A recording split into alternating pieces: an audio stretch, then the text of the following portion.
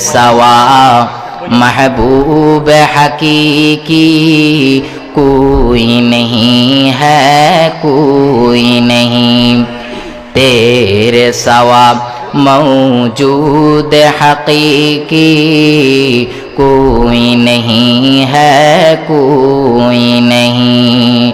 यादों में तेरे सबको बुला दो, कोई ना मुझको याद रहे।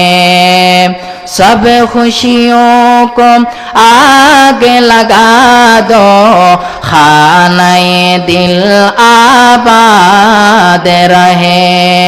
अब तू रहे बस ताद में आखिर, अब तू रहे बस ताद में आखिर। विर्द जुबा आई मेरे इलाहा, ला इलाहा इल्लल्लाहु, ला इलाहा इल्लल्लाह।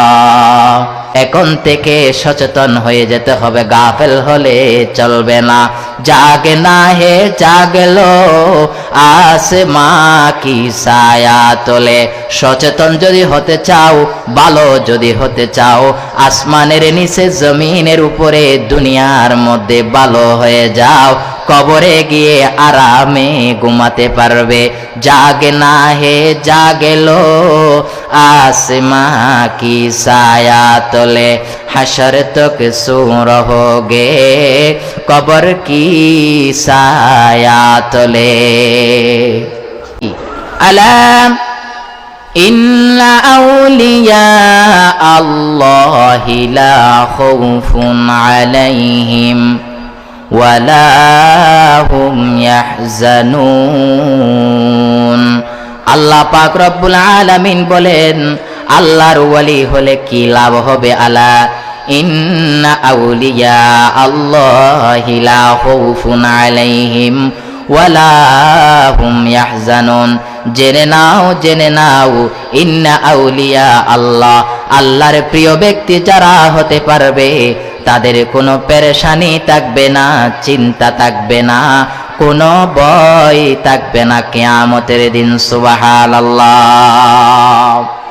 আল্লাহর ওয়ালিরা, হাদিসের মধ্যে বলা হচ্ছে আল্লাহ রাব্বুল আলামিনের নাজিলকৃত নির্দেশিত যত ফরজিয়াত আছে, নামাজ থেকে শুরু করে, কালিমা থেকে শুরু করে, ইসলামের সকল ফরজিয়াতগুলো যখন কেউ যথাযথভাবে পালন করে গ্রহণ করে নেয়, আল্লাহর ওয়ালি হওয়ার জন্য তা যথেষ্ট হয়ে যায়।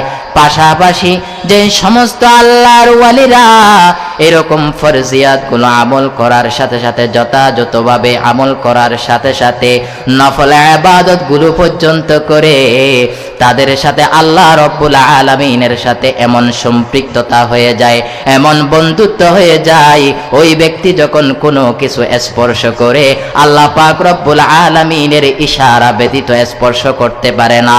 ওই আল্লাহর বান্দা যখন কোথাও যায়, আল্লাহ পাক রব্বুল আলামিনের ইশারা ব্যতীত যেমন তেমন স্থানে যাইতে পারে না। ওই ব্যক্তি যখন কোনো কথা বলে, আল্লাহ পাক রব্বুল আলামিনের ইশারা ব্যতীত কোনো কথা বলতে পারে না। तेरे सवा महबूब हकीकी कोई नहीं है, कोई नहीं।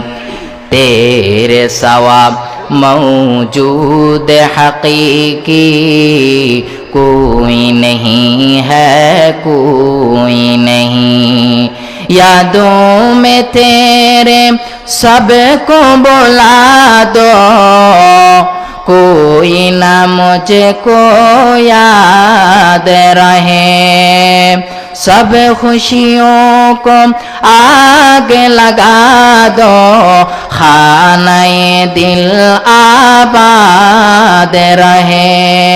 अब तू रहे बस ताद में आखिर, अब तू रहे बस ताद में आखिर। विर्द जुबा आई मेरे इलाहा, ला ইলাহা ইল্লাল্লাহু লা ইলাহা ইল্লাল্লাহ।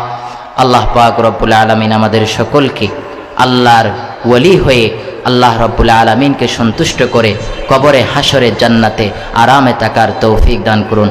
ওয়া মা আলাইনা ইল্লাল বালাগ।